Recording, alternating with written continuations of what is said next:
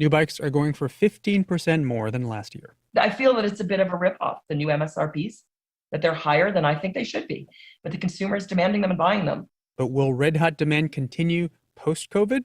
Consultant Rick Vosper says some in the business are bullish. He's not. We think that post-COVID Americans are going to revert to their pre-COVID behavior. And that means there's a huge amount of inventory in the pipeline that we don't have customers for. He says some suppliers in Asia have the same fear, so they're not investing in new factories. And so the delays continue. I'm Scott Tong for Marketplace. Well, Scott got all the way through without saying bicycle supply chain. Good for him. I'm David Brancaccio, Marketplace Morning Report. From APM, American Public Media. Watson Brothers at Florida Regional Realty, a local real estate brokerage company with offices in downtown Ponte Vedra and Amelia Island, dedicated to maximizing your home sale value and delivering professional service. For information, go to watsonbrothersgroup.com. Wayne Hogan of the Terrell Hogan Law Firm. Malignant mesothelioma. Asbestos dust causes this cancer. Learn more from board-certified civil trial specialist Wayne Hogan at waynehogan.law. Baptist Health and Wolfson Children's Hospital are here for children in or at risk of a mental health crisis. Our 24/7 Kids and Teens helpline is staffed by mental health experts and available to parents, kids, and teens. Call 904-202-7900. This is WJCT News 89.9 Jacksonville. Ahead in the next 5 minutes, live local news for the First Coast from the WJCT News team.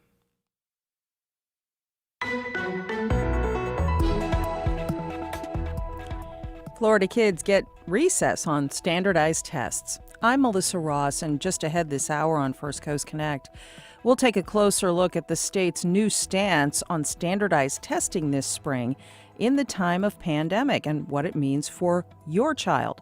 That's coming up. Then later. We're concerned about the fact that there are a large number of arrests in our community. A conversation with the interfaith group iCare and their calls for changes to criminal justice in Northeast Florida. Plus, how you can be part of the world's most famous art caper on the streets of downtown Jacksonville. We'll explain that and more just ahead.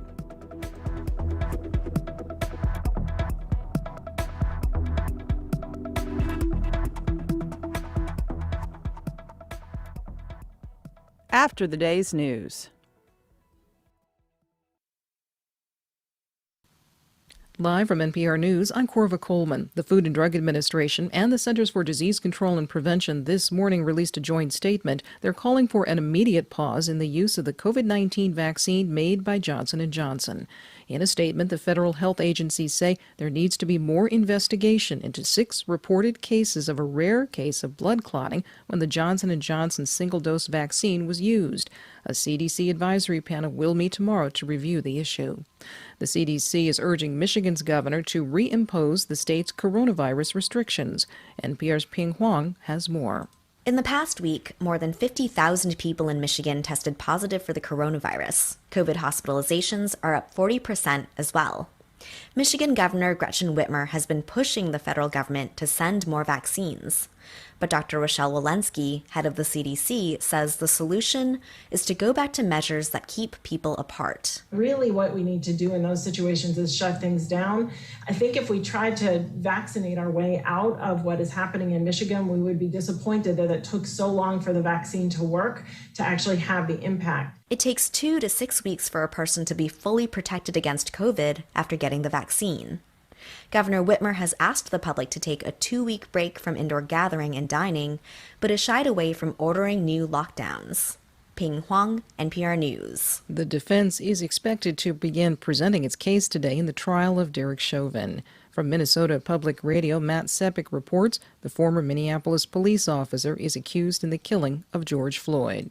Defense attorney Eric Nelson is arguing that Floyd died from drug use and health problems, not sustained pressure from Chauvin's knee on his neck. Prosecutors wrapped up their case with testimony from Floyd's brother Philonise, as well as a use of force expert who said handcuffing Floyd face down on the street was unreasonable. Chauvin is charged with murder and manslaughter. Matt Sepik reporting. U.S. Capitol Police Officer William "Billy" Evans will lie in honor at the U.S. Capitol today. NPR's Alana Wise reports that Officer Evans was killed April 2nd in an attempted attack on the U.S. Capitol. Officer Evans was an 18-year veteran of the Capitol Police Force. He was killed when an assailant rammed his car into Evans and another officer earlier this month.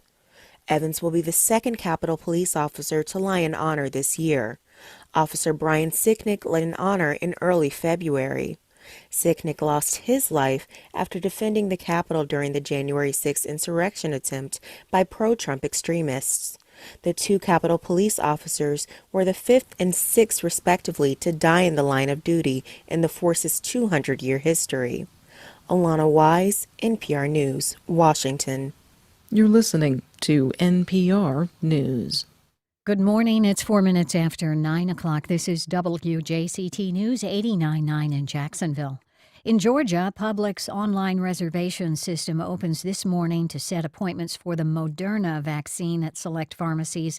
That vaccine is only authorized for those 18 and older. You have to make an appointment at publix.com/COVID vaccine. Those appointments are for next Tuesday through Friday. Publix and St. Mary's and Kingsland are among those offering the appointments. The Fusiner Art Museum in Melbourne, Florida, will close for good July 1st. Joe Burns tells us its permanent collection could be destined for Ocala's Appleton Museum of Art. The Melbourne Museum started in 1978 as the Brevard Art Center and Museum. Florida Tech took it over in 2011 after a $1 million gift, and it was renamed the Fusiner Art Museum. It proved too costly, and the college sold the property last year to a developer planning a hotel. Its final exhibit ends June 30th. The Fusiners' 5,000 works include Asian ceramics and metalwork, along with pieces by Central Florida artists, Impressionist Ernst Oppler and nature photographer Clyde Butcher. A Florida Tech spokesman says the college is, quote, finalizing transfer agreements with the Appleton and the College of Central Florida. Those include the collection at Florida Tech's Ruth Funk Center for Textile Arts. The Appleton confirmed the negotiations. In Ocala, I'm Joe Burns.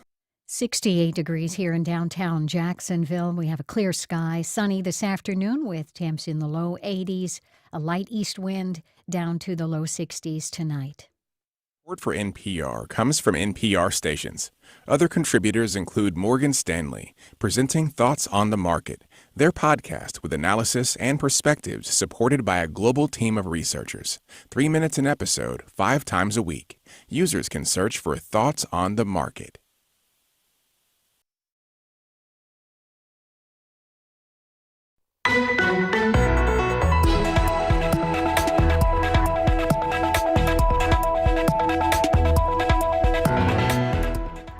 It's the time of year for high-stakes testing in schools, but the pandemic has changed things this month. Good morning. We're live from Studio 5. I'm Melissa Ross, and this is First Coast Connect. Thanks for listening. Just ahead, everything you need to know about the state relaxing rules around standardized testing in schools. Give us a call. It's 549-2937. Then later, leaders from the interfaith group iCare call for changes to criminal justice here in the 904. We'll tell you about that. First, though, the latest numbers on the pandemic. The state says statewide cases ticked up by less yesterday. About 1,600 new cases of coronavirus. Hospitalizations went up by 82 people, and deaths rose again. The death toll in the state from the virus now stands at 34,056. Nearly 7.3 million Florida residents have also received at least one dose of a vaccine.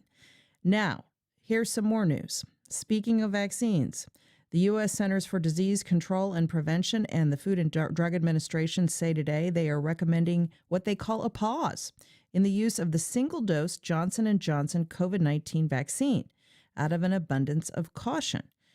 This while an investigation is conducted into reports of exceedingly rare but potentially dangerous blood clots that have affected only a handful of vaccine recipients. We will continue to follow this story today at WJCT News and discuss it on tomorrow's show, too. Well, in this pandemic, parents and teachers have been pressing the state to give students a break from standardized testing. And their pleas have basically been answered. The Florida Department of Education now says standardized tests will not be tied to student promotion and high school graduation this year. This is a move that educators and parents are praising. Andrew Spar is president of the Florida Education Association, and he's on the line. Hi, Andrew. Good morning. Good morning, Melissa. How are you today? I'm good, and thanks for joining us. Give us a call as we talk about new rules for standardized tests in schools, 549-2937. Emails to firstcoastconnect@wjct.org. Tweets to @MelissaInJax. And our Facebook page is open. Well, let's begin by explaining what just happened, Andrew. The State Department of Education has put out a statement about this. Go ahead. Okay, sorry. So the Commissioner of Education put out an emergency order that essentially gives districts the ability to say we're not going to use test scores in a punitive way against our students. In Florida, students who do not pass the third grade state assessment, known as the Florida State Assessment, the FSA, if they do not pass it in third grade, they're not supposed to go on to fourth grade. And districts now have the flexibility to say we're not going to use that assessment for that determination, and students may be promoted to third grade. And the same is true for graduation, that students need to pass the 10th grade FSA in order to graduate. And of course, typically students who do not pass it in 10th grade have many opportunities to retake that exam. But because of COVID last year and this year, that really has put students at a disadvantage. And so the commissioner, again, is giving the districts the ability to not use those test scores for student graduation either. And then finally, the other big thing that this order does is that it says that schools will not be graded unless a district wants individual schools in their district to be graded, and they can make that determination once the test results are out. In other words, if they look at a school that maybe has been struggling and this year they actually are able to improve that grade, we don't think there's a lot of schools in that situation because of disruptions, they'll be able to say we want to count that grade, and then that school would get an improvement, but all other schools would not be negatively penalized by school grades this year because of a lack of students taking the tests, because so many students are still using live stream as an option, or because students just don't perform as well this year because of the disruptions in the learning process. The only thing we felt the order didn't do enough on was protecting teachers in this scenario. Teachers' evaluations are tied to student test scores. Right. And the commissioner did not say you don't have to tie student test scores to teacher evaluations this year. He said that districts would have flexibility in how they do that, but there's still a requirement that student test scores be used in teacher evaluations in this very not normal year. So we're now working with school districts. For example, in Jacksonville, I know Terry Brady, the president of the Duval Teachers United, is talking with the superintendent, Dr. Green, about making some adjustments to ensure that teachers aren't negatively penalized by the fact that this, in fact, is not a normal year. Well, let me ask you as a follow-up, if the tests aren't really going to be used for anything, what's the point of taking the tests? Why are the kids still taking the tests? So here's the thing that, you ask any teachers, and we always say this, teachers invented tests, right? If you think about it, teachers were the first ones to invent tests, and it was a way for teachers to tell, are students making ground? Where are they? Where do we need to focus the instruction on, and what kind of help do we need to provide students, maybe some additional support? That's what testing was initially created for. What we've seen over the last couple of decades is this shift to use tests, quite honestly, in a lot of punitive ways, not just to gauge how students are doing, but to create consequences for students who don't perform well, to create consequences for the schools and for the teachers and staff in those schools. And that, as teachers have said for years, is not an appropriate use of tests. When I think back to when I was in school, I remember state tests. We were usually told the day before, hey, we're going to do this important test tomorrow. Make sure you get a good night's sleep. We'll see you in the morning. It won't be a normal day. That's all we were told. You know, it wasn't, hey, let's start talking about it on day one of the school year. Let's put all this pressure on kids and on the system and on students, because there's going to be consequences with funding. There's going to be consequences with whether or not you get to another grade level. And will all of this that's happening in the pandemic, will this give those that are opposed to high stakes testing momentum to continue their push to do away with these tests, or to at least take so much pressure off the test? A growing number of parents are opting their kids out of taking the test, even though they're not really allowed to do so. Yeah, look, not everyone tests well, and that's what we lose in this. A test is just one way to assess student learning. A test should not be the end-all and be-all, especially a test given on one day of the year, you know, because there are so many kids. My daughter is a straight A student, does really well, got into every college she's applied for this year. She's doing wonderful. She's not a great test taker. And it doesn't mean she doesn't have the intelligence and the smarts and the knowledge to be successful. It means she doesn't have a great set in terms of taking a test. And so tests very often, and we see this in test review and test preps, it's about understanding how to answer the questions on a test. It's not always about understanding the knowledge. You know, we've been pushing for this concept of project-based learning, because project-based learning allows you to through a project to develop and learn, but to also show what you've learned and your skill set through projects and things like that. I mean, when you go to work, no one says, here's your test, let's see if you're doing your work well. They look at how you're doing your work, which is usually producing a product of some kind, and saying, hey, as a matter of fact, you are doing really well at that. And for some reason, there's been this mindset over the last 20 years that tests should be the end all and be all. It's 549-2937 as we speak with Andrew Spar, president of the FEA. 549-2937. New rules this spring for standardized tests for school children. Here is a comment on Facebook from Mel. They say, are the rules going to be relaxed for those in grades 4 through 10, as well as kids in 3rd and 12th grades? And yes, the answer is yes. This is applying to all kids in our schools where these tests will not be used in any kind of punitive way. It's still going to give us information. We're still going to be able to determine what we need to do to continue the learning process, to see, you know, how much of an impact there's been from the disruptions this year. You know, let's not forget, there's been a lot of quarantining. There's been a lot of COVID cases in our schools.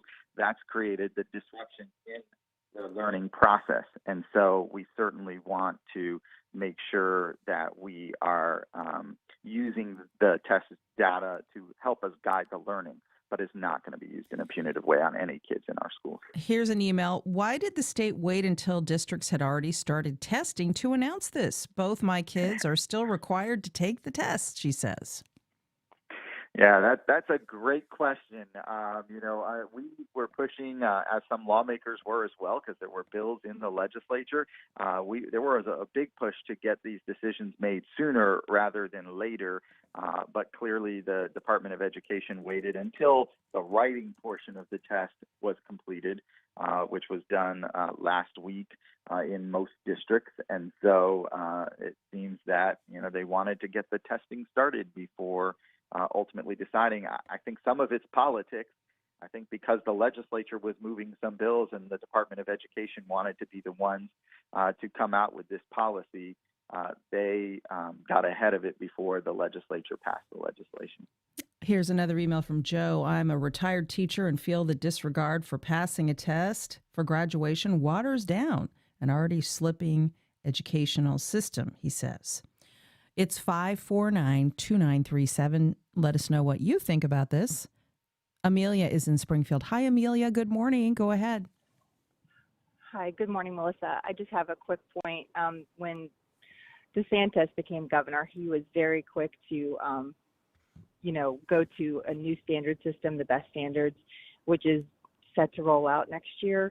Was wondering if anyone else had the opinion that maybe we should put the pause button on that as well, considering that there's going to be a pretty big learning curve for all of our teachers to have to adjust to that as well. And I'll take my comments off the air. Thank you. Sure. Thanks for that. And Andrew Spar, building on her question, could the pandemic bring other changes that we might not even have contemplated yet when it comes to schools and classes? Yeah, so first on the BEST standards, which are the new standards coming into play, they're not a huge shift, and it's a lot of things that many of the teachers were looking for, tweaks to the standards, if you will, that we had. But it is a different set of standards, and hence we've been asking as well for the opportunity again to delay the requirement or how we utilize these assessments until these new standards are in place. Whenever you put new standards in place, which again, these are going to start next school year, you often see a dip in student performance as we adjust to the standards and the assessment isn't aligned with those standards. So clearly, I think Amelia's right. We should really be looking at that, and I don't know that it necessarily requires us to delay the standards, but there should be, again, an acknowledgement that next year as we implement new standards, it's going to mean something different as it relates to these state assessments. In terms of, Melissa, in terms of what we've learned during this pandemic, we've learned that virtual learning is not the end-all and be-all of really? The education You don't system. say. Yes. And there were a lot of people pushing that I idea could talk before about the that pandemic. for a long time Yep. based on my own experience at home. Go ahead with your thoughts about that. Yeah, but there was a big push before the pandemic to get a lot more virtual in, and now we're seeing that everyone has realized in-person learning does matter, and it does that interaction between students and the teacher is vitally important to occur in person, and that while there is a value and a place for virtual learning, it shouldn't be the only thing we're doing. We've also learned that our public schools are essential to student learning. They're the best place for student learning. And you know what else? It's the place where we bring families together. I think that often gets lost. But I have two daughters in the school system in Volusia County, and when they have programs, I go to the school. I see some of my neighbors who I don't always see in the neighborhood, but I see them at school because it is a place where we come together these days as families, and that's been vitally missed during this pandemic. And then, of course, for the economic well-being, we know our public schools are essential for that economic well-being of every individual in our community. And so, clearly we should be talking about how are we supporting our public schools, how are we investing in our public schools, and how are we making sure we address the learning challenges that our students face this year in all of these disruptions so that they are given the education they deserve. Susan in Mandarin. Hello, Susan. Go ahead. Yes, I wanted to ask a general question about how we compare schools of choice. So testing, I understand, is one of the ways, and that's how each school gets a grade. So I don't think, and hopefully he'll clarify this for me, do the private schools that are getting our voucher money have to be tested and compared to the charter schools that are getting money and then our district-run schools? There was an op-ed in the Times-Union that said that only 50% of school-age K through 12 students go to the neighborhood school, which what your guest just said is my memory too. The neighborhood school should be a big part of our community, and I wish our state legislature would invest more money in the community school concept, which I think Duval County calls the full service concept. So I just, overall, how do we compare these schools of choice? And does he support SB 48, which expands money going to private schools? And Mr. Charchan wrote a Times-Union editorial that he supports HB 1061, which would make it easier for charter schools to open up in Florida. And if I read the bill correctly, it would also cause our sales surtax money to be spent on charter schools in other parts of the state. Okay, thank you very much. Okay, a lot there from you. Thank you, Susan. Yeah, so let me start with in Florida, the schools that we call voucher schools, that because most of schools, private schools that take vouchers, exclusively take vouchers, and were created for the purpose of taking vouchers and have zero accountability. So they are not required to take any form of state assessment. And so, they always say, the parents will know if the school is a good school, but they don't report any information out. And then, of course, with our public schools, there's a ton of information reported out, some of which we argue with. In terms of Senate Bill 84, which is a massive expansion of the voucher program. No, I don't think that's a good bill because, again, we've learned during this pandemic that our public schools, it's actually where 90% of students in Florida attend our public schools. We should be supporting our public schools. It is, in fact, the best place to learn. And we saw how vital our public schools were during this pandemic when the governor came out and said, open them and open them now, regardless of the safety measures that are being put in place. So clearly, and I should say, our teachers and staff and administrators in our schools did just that. They did everything to protect the kids, keep the kids learning, and make sure that our schools were open and that the community was operating. Without our public school teachers and the staff and the administrators, our communities would not be up and running the way they are now, nor would the state of And of Florida. course, you're right. The majority of kids do attend public schools. But just to be fair, kids at other kinds of schools, those teachers did their best to keep the kids safe too, and educate the kids in challenging circumstances too. Just wanted to say that.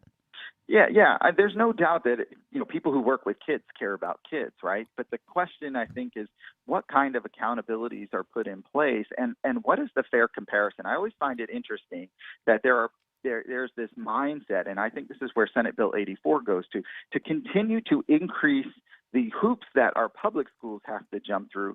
But what Senate Bill 84 does is actually decrease even more, which is already almost zero, any kind of accountability on private school voucher programs.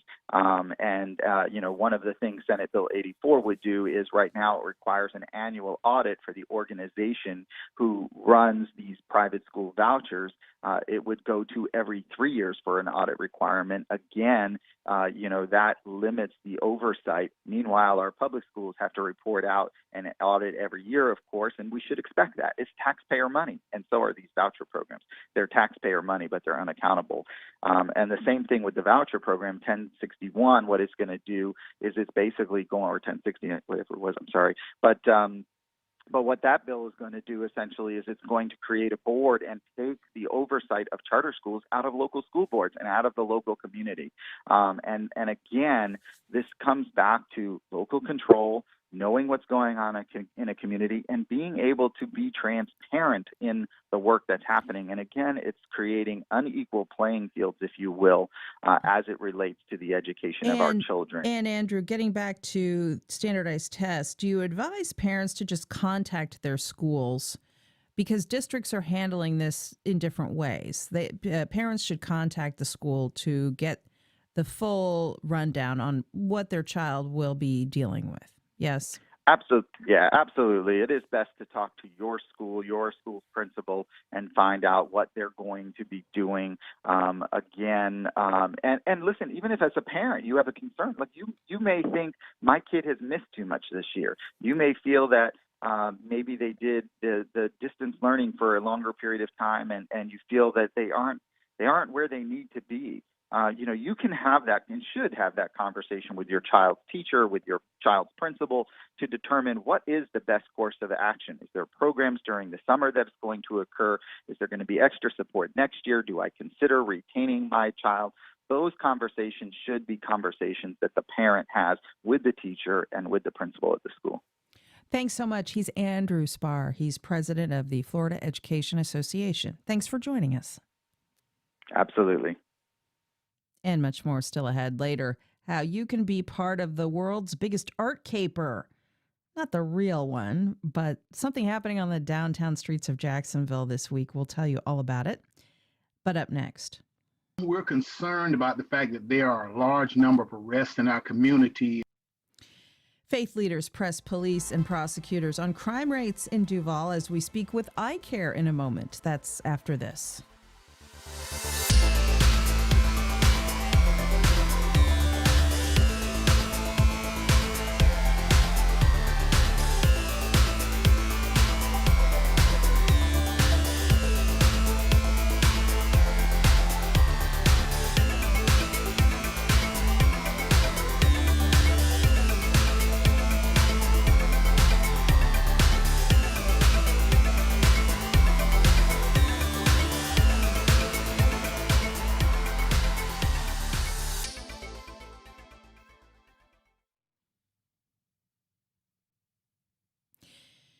Well, they're a citywide coalition of dozens of local churches and faith groups. ICARE, or the Interfaith Coalition for Action, Reconciliation, and Empowerment, works as a group using the strength of their numbers to press our local elected officials on county-wide solutions to the problems that plague this community.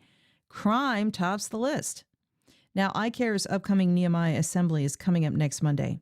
I got a preview with 3 of their local leaders, the Reverend Tan Moss of Greater Grant Memorial AME Church, the Reverend Bill Hoff of Riverside Presbyterian, and Ken Christensen, Ph.D., with ICARE's Group Violence Intervention Committee.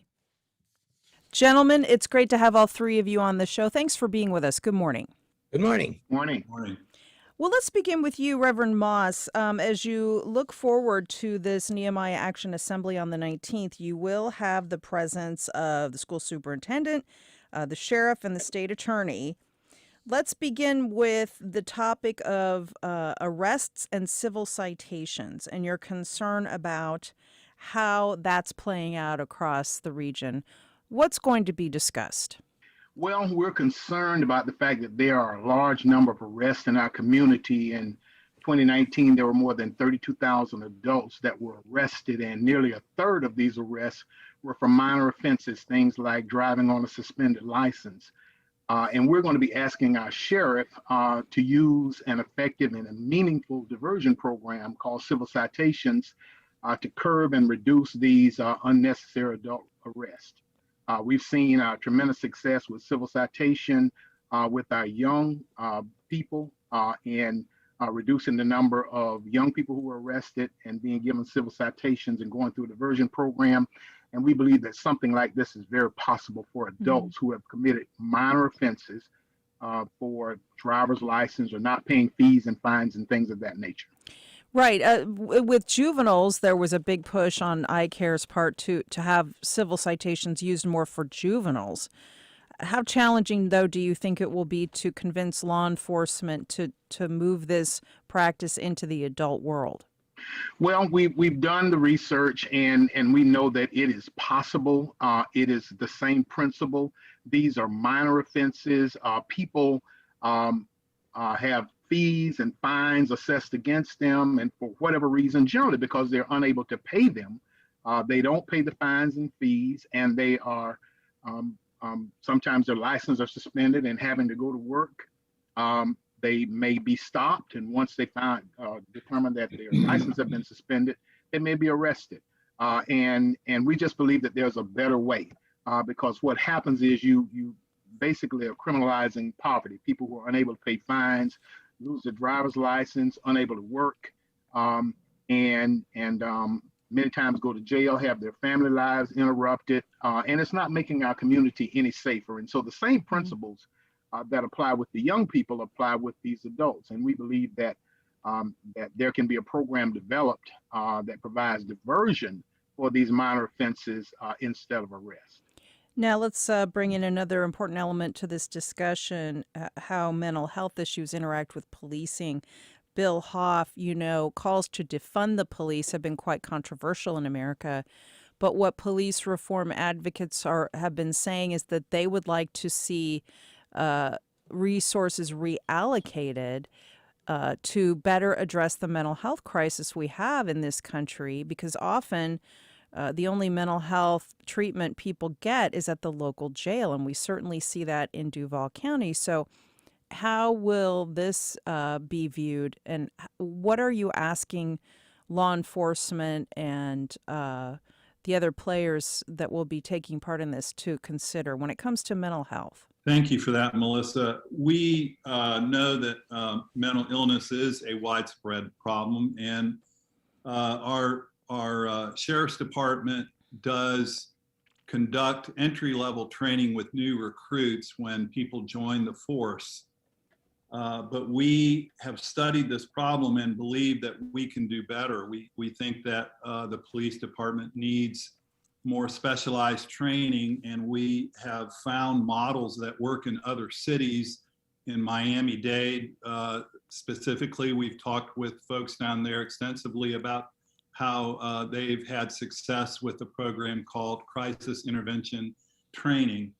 And it's training for for officers who have been in the field for a little bit of time, who volunteer for this specialized training, and who have dedicated supervision and other resources available to them so that they can respond in a way. They'll have more tools, more training to respond to mentally ill citizens in Jacksonville so that fewer of them are hurt, fewer officers are hurt, and fewer people are put in jail, and more are going to receive the treatment they need. This is such a timely topic, given that even as we record this, there are protests taking place in Minnesota where there was another deadly altercation between a police officer and a driver who was stopped by the authorities. So often these incidents escalate because perhaps the person being detained might have a mental health problem, and because police aren't always properly trained for these kinds of situations. So are you saying that police should be better trained, or are you also saying that police shouldn't shoulder such a large burden of dealing with those with mental health problems? Should other resources be brought to bear that are outside of law enforcement in a way that we're not doing now? Melissa, clearly the mental health crisis in our country will require many reforms and more resources on a lot of levels. Here in Jacksonville, we know, and in Florida, that we do not fund mental health services very well, and that our capacity isn't what it needs to be. There's a waiting list for most kinds of treatment. However, our officers are often the first line, the first responders. Yeah. They're the ones who are on the street, and so they don't have a choice. In many cases, they have to respond immediately. They're called into situations. Sometimes they don't know if it will be a mental illness related call or not until they get there. And so that's why we need our officers not to have just basic training, but to have at least a percentage of our officers that have specialized training. And we know that this has proven to reduce jail time and arrests in other cities. It has proven to save money. And so we think that the sheriff's office, we understand it's a tough job they have. It's not easy what they're being asked to do, but we think that we can offer better training and demand better training as citizens. So amidst all of these discussions, Ken Christensen, you're with ICARE's Group Violence Intervention Committee. You're also going to be bringing up the ongoing issue of violent crime in this community and a high homicide rate. Unfortunately, that's just a steady drumbeat of life in this city. Now, the city has started a program called Cure Violence, where they're attempting to address this. You have another program that you plan to talk about at the Nehemiah Assembly. Can you tell us about it? Yes, the city actually has also cooperated with this program. In 2016 till early 2019, they brought in a team from Group Violence Intervention from the National Network of Safe Communities, and it was started in the city. In most cities where it happens, there is a very dramatic reduction in incidents of killings and shootings with injury. That is the focus of this group. And in most cities, you can really tell the program's there. In Jacksonville, it's been much harder to tell. And so what we're asking now is that the sheriff's office bring in the National Network of Safe Communities to do a project evaluation, a significant evaluation of all factors. All this has to be done, of course, with a great deal of confidentiality, which the National Network for Safe Communities can do, but we hope their report will be, at least in many ways, public. To figure out why it's not working here. There are a lot of factors that go into group violence intervention to make it work. And I can talk about that if you wish. Sure, go ahead. Okay, first three elements, really big elements are necessary, are focus on the relatively small areas where most of the violence is taking place, balance between really strong enforcement, but also support for people who want to get out of that lifestyle, support for people who are interested in making a change in their communities. And if this is done right, there will be a sense of fairness, and the community will see this program as legitimate. An extremely tiny portion in most cities of a given area is generally responsible for the majority of the gun violence. Based on the experience of many cities, violence-prone groups typically constitute less than 0.5% of a city's population, but are consistently linked to 60 to 70% of the shootings and homicides. Where both police and community resources are often limited, a program like group violence intervention works by directing available resources to the root of the violence problem. You might wonder, how does it work? Well, first of all, it has to be supported by local leaders and needs a full-time project director. Beyond that, a working group needs to be gathered, comprised of local community representatives, law enforcement, social service providers, and ideally, an outside research group such as a college or university. A key tool is the call-in. This is when the community representatives, law enforcement, and social service providers meet directly and personally with members of those groups who are most prone to violence.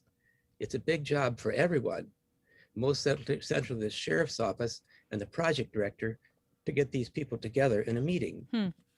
Community representatives who come often include parents of victims and or formerly incarcerated individuals who've walked away from a life of violence. These people can help set the tone of the meeting. This process is what the community wants. They communicate and is not being driven by law enforcement. Rather, law enforcement is acting at the behest of the community. This helps to increase the legitimacy of enforcement actions. Am I going too fast? No. For law enforcement speakers, the key is- I hate to cut you off, but this gives everyone just a taste of the robust discussion you're going to have next Monday night, April 19th, at the iCare Nehemiah Action Assembly. As I mentioned, School Superintendent Diana Green, Sheriff Mike Williams, and State Attorney Melissa Nelson will all be attending, as iCare, as it's known to do, will hold a community-wide discussion about this vital issue of public safety in Jacksonville. This is kicking off Monday, April 19th at 6:45 p.m. They will have limited in-person attendance and virtual attendance. Go to icarejax.org for more. And I want to thank all three of you, the Reverend Tan Moss, co-president of iCare with the Greater Grant Memorial AME Church, the Reverend Bill Hoff, Riverside Presbyterian Church, and Ken Christensen, PhD, with iCare's Group Violence Intervention Committee. Again, icarejax.org. Gentlemen, thank you so much, and I'm sure it will be a great discussion. Thank you. You as well.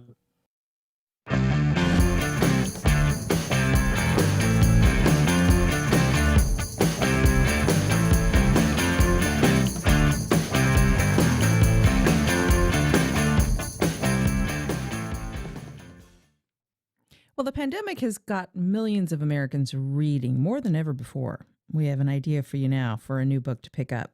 If you're familiar with Frank McCourt, who wrote the wonderful Angela's Ashes, or another Irish author, Colum McCann, then The Country Girls by Edna O'Brien might pique your interest. This month, our book club is reading O'Brien's The Country Girls trilogy. Why did we choose this book for April? Well, our book club leader, Stacy Goldring, is on the line to explain. Hey, Stacy, good morning. Good morning. How are you, Melissa? I'm good, and it's good to hear your voice. So this month, our book club is reading The Country Girls, the trilogy by Edna O'Brien. What prompted this selection? Well, always on the hunt for that, finding those wonderful gems that don't get, all the headlines. And I stumbled across Edna O'Brien when I was researching some information about Anita Bruckner, who I've brought to your listeners months ago with Hotel du Lac, and also with Philip Roth, an American Pastoral. And I thought, I need to know more about this this author. And my God, Melissa, I could not believe that I had not read her. And so I thought it was so important to bring her writing to our group. So yes, we are going to be discussing the Country Girls trilogy. And I'm looking at the book right now on my kitchen counter, and I'm telling you, it is over 600 pages, but do not be alarmed. Do not be alarmed, because it's 3 stories, and I'm only asking people to read the first, called The Country Girls, of the 3. But Melissa, she's such a fabulous writer that the pages just turn. So it's super conversational. It's not dense. And, we start off in Ireland with 2 best friends, 2 young girls, Kate and her best friend Baba, and they go off to a convent to go to school. And it's just this odyssey, the first story, of 2 girls who are scrappy, and they come from nothing. And it just has that beautiful Irish, I was thinking last night, how am I going to describe this writing to Melissa? And it's almost like it comes so raw from the heart. And so I say it's dramatic, how Edna writes, but it's also so human and real. And so, it hit the readers like a slap in the face when it was published in 1960 in Ireland. It was burned. It was censored. So already I'm there, sign me up, right? Because it broke every boundary of how, women were expected to behave, how women writers were expected to write. And, if you think about maybe spending the night at your girlfriend's house when you were little, and you have those really intense talks, and you just, you would cover all the problems of the world. That's happening on every page between the dialogue of these 2 friends as they end up working in Dublin together. And it's the 1960s. So you get that whole vibe of that particular culture and what people were wearing. So there's like polyester involved and blue eyeshadow. And it's also about women's rights and where do young women who are evolving at this time fit in the world with their relationships with men, with education, with poverty. I know I'm rambling, but no, that's all right. And it's a winner. You wanted to point out, too, that for those who've been watching PBS's series on Ernest Hemingway, they might recognize the name Edna O'Brien from that television program because she's featured there as well. Exactly. I'd like to say that we planned this, right? But it just so happens that, our PBS right now is streaming this fabulous doc about Hemingway. And I've been getting calls and emails and texts from people saying, my gosh, they're interviewing Edna O'Brien. And I said, about Hemingway, yeah. Yeah. And I haven't seen it yet because I'm very goal oriented. So until the book groups are over, I'm not going to watch anything on PBS about Edna because I want it. That's just how I do my research.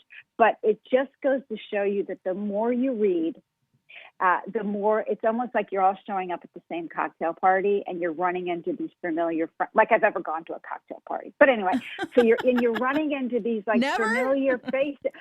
Well, no, I always picture like the Dick Van Dyke Show and they're hosting. I want to go to their cocktail party. I see. Anyway, you just meet these people who you've been reading about and you run into, and you know what? It's almost like they have their own little fraternity or sorority of just people trying to express themselves through the written word, and they support one another, like friends, like you and me, like everyone, we support one another. And that network happens with writers too.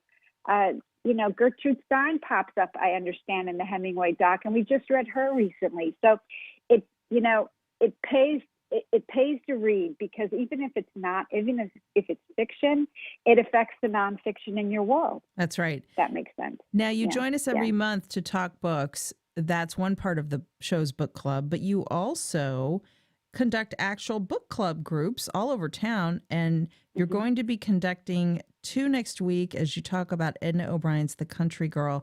These will be online, correct? Yes, right now we're still online, but we're very eager to get back face-to-face. But right now we're still online. We're next Tuesday at 11 a.m., or you can join us Thursday evening at 7 p.m. for our discussion of the first book of the trilogy called the Country Girls by Edna O'Brien. Just go to Chapter End Notes and sign up for the discussion, or reach out to us right here at the station. And that email, I believe, is bookclub@wjct.org. That's right. Email Stacy at bookclub@wjct.org and join her virtual discussion next week. Whatever you're reading in this pandemic, I hope you're enjoying it. I've got a lot of books piled up on my bed table that I need to get to, too. So always good to hear your voice. Stacy Goldring, and her website again, chapterendnotes.com. Thanks so much. Thank you. Bye-bye. Okay, a quick break. And when we come back, it was called The World's Biggest Art Caper. You can re-experience that with some live theater happening on the streets of downtown Jacksonville beginning tonight. Yes, we'll tell you about Art Heist, a true crime walking show in the urban core. You won't want to miss this. We'll be right back.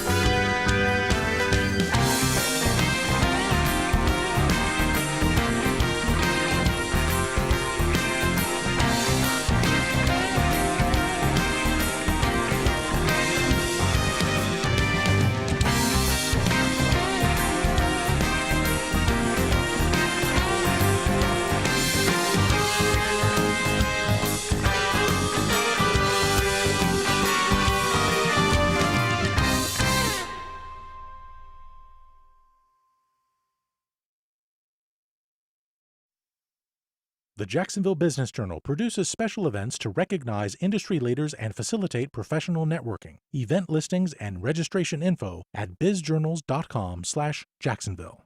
Lee & Kate's Glass, family owned and operated for 95 years. Lee & Kate's Glass is your source for upgrading your home's glass, from shower doors and mirrors to windows and tabletops. Learn more at leeandkatesglass.com.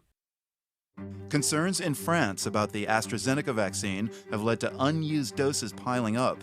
Some people there are getting picky about which of the other vaccines they might take, Moderna or Pfizer. Some people who get Moderna, they feel like they have an handicap because they didn't get Pfizer. A handicap because they didn't get Pfizer? Vaccine shopping in France. It's on the world. This afternoon at 3, here on WJCT News 89.9.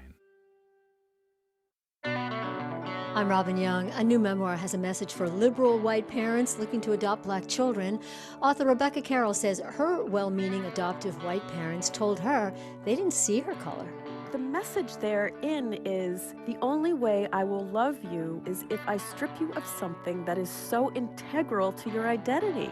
Next time, Here Now. Today at 2 on WJCT News 89.9. President Biden has promised to build back better, but early pushback to his multi-trillion-dollar infrastructure bill is coming from those who want to define what infrastructure means. The White House says that's absurd. To me, it makes no sense to say, I would have been for broadband, but I'm against it because it's not a bridge. Imagining America re-engineered. Next time on 1A. Today, starting at 10 on WJCT News 89.9.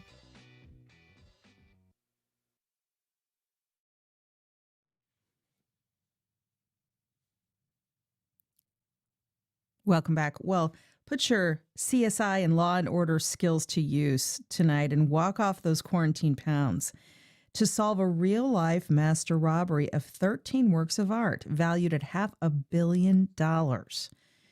Based on a true story of the world's biggest art caper, Art Heist is a true crime walking show, an actual live show where socially distanced groups of 30 to 35 people will move around the perimeter of the downtown Times Union Center to gather clues into the caper.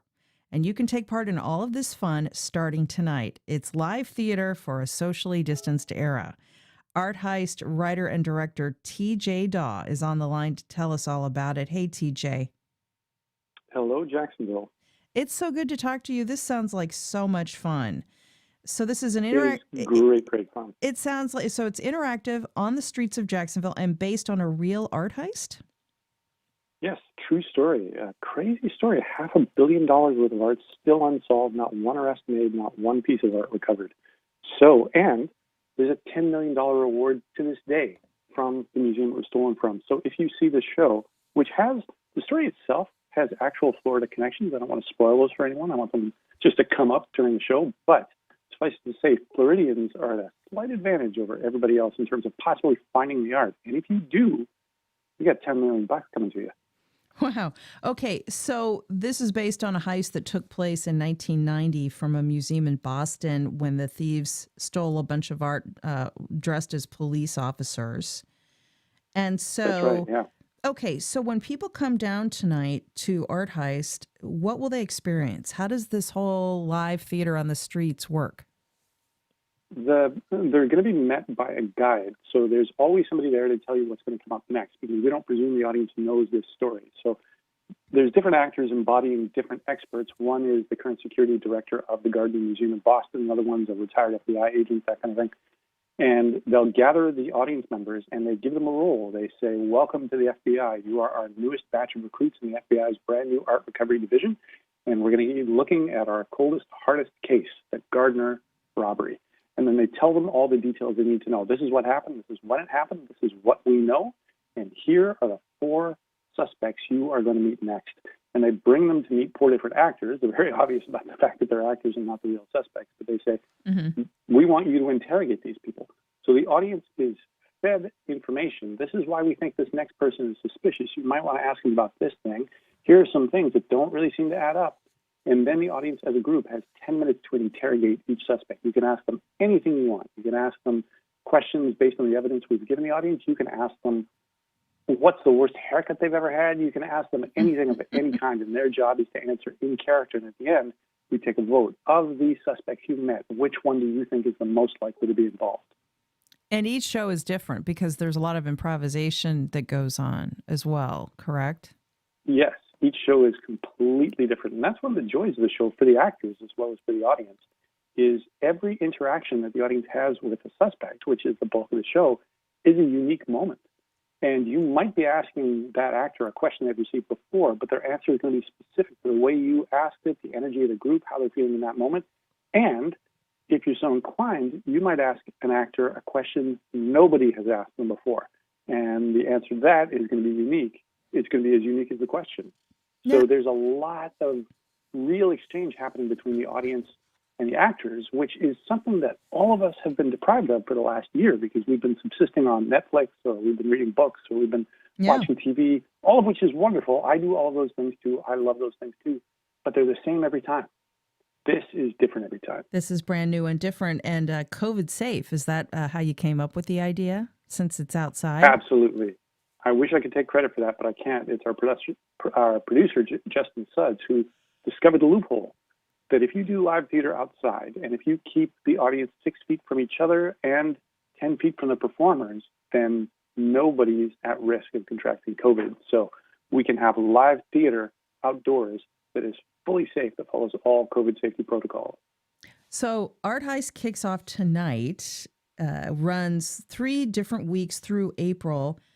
At the Times Union Center. How can people be part of all the fun starting tonight? Look up artheistexperience.com. Artheistexperience.com. Do people need to buy tickets, TJ?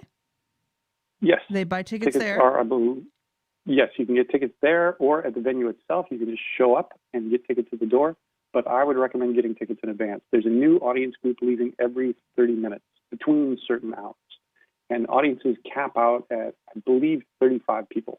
So it's always an intimate group, but it's also big enough to bring your family or bring just the people you've been in lockdown with. Audience tickets are sold in pods. Check it out. It's the Art Heist tonight in downtown Jacksonville. Tickets at artheistexperience.com. Writer and director TJ Daw. Congrats on such an innovative idea, and thanks so much for joining us. Thank you. It's great fun to be a part of the show. I hope a lot of people see it. And that's our show. Thanks for listening. And thanks to all of our guests and callers, along with Producer Heather Schatz, Director Josh Torres, News Director Jessica Palumbo, and Digital Editor Bill Bortsfield. Keep those emails coming. Send them to First Coast Connect at wjct.org. You can also catch our podcast up later today wherever you like to listen. You can download our app, too, our WJCT app, and listen there. I'm Melissa Ross. Thanks so much for being with us. We'll be back at 9 a.m. tomorrow. Have a great day.